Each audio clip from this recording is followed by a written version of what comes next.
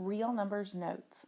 Our objective is to discuss the different types of real numbers so that you can explain and categorize these real numbers. Now, if there are real numbers, that begs the question, are there imaginary numbers? Yes, there are, and it's not how many unicorns I own. We will briefly touch on imaginary numbers in the square and cube roots lesson, but in this course, we will mainly just talk about real numbers. So the first classification that you need to know is that real numbers can be divided into rational numbers, and rational numbers have some subcategories as well. So rational numbers, integers, whole numbers are in one category, and then irrational numbers are the other. So I want you to think of the real numbers as being split into rational and irrational numbers. I'm actually going to start with rational because most of what we deal with are rational numbers. Rational numbers can be written as a quotient or ratio of two integers. Another way of thinking of that is, can it be written as a fraction? And if the answer is yes, then it's a rational number. So some examples of rational numbers are things like 1, 2, 3, any integer. Also, decimals that terminate, like 3.6. Also, any fraction, like 1/3. And then any repeating decimal. For example, if I said, let's say 0.2 repeating, you might think that that can't be written as a fraction, but if you recall, that's equivalent to 2/9, which is a quotient or a ratio. So all of those are rational numbers. Now, inside the family of rational numbers, there are also integers. Integers are whole numbers and their opposites. This includes 0. When I think of integers, I think of a number line. On our number line, we have 0 in the middle, then we have 1 and -1, 2, -2, and so on. So any whole numbers and their opposites. This includes all negative numbers. And then last, whole numbers are numbers without a fraction or a decimal.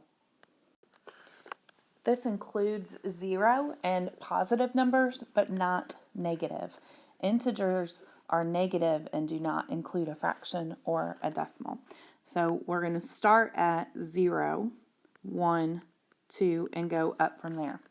Other whole numbers could be something like 17 or 2,340,000. Anything positive. So again, if you're thinking of your number line, we're going to start at 0 and just go to the right, but we're not going to include those fractions or decimals. So now that we've talked about what they are, let's talk about what they are not. Let's do the non-examples. And I want to include in the non-examples the things that are most often confused. So I've already touched on this a little bit with whole numbers. When we think whole numbers, we automatically think no fractions or decimals. So -2, you might think of as a whole number because it doesn't have a fraction or decimal. But because it is negative, it's not a whole number. It's an integer. And then obviously anything like 2.75 or 3 1/4, those include fractions and decimals, so they are not whole numbers. Integers, we said, were whole numbers and their opposites, so -1, +1. And the misconception here is that anything that's negative is an integer, but it's negative whole numbers. So something like -4.2, not an integer because it has a decimal. Also, -1/2, not an integer because it is a fraction. All right, so now misconceptions with rational numbers. Remember, these are numbers that can be written as the quotient of two integers, or the ratio. In other words, something that can be written as a fraction.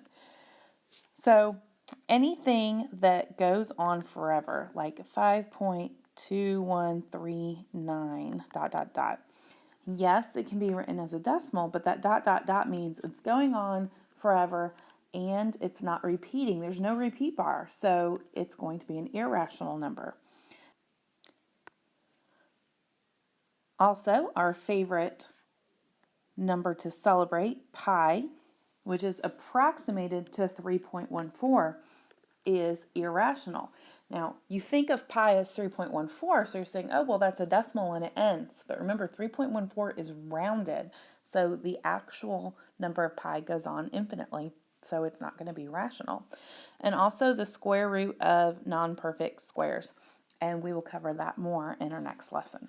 Okay, we've talked about the family of rational numbers. So knowing what you know, you can probably figure out what an irrational number is.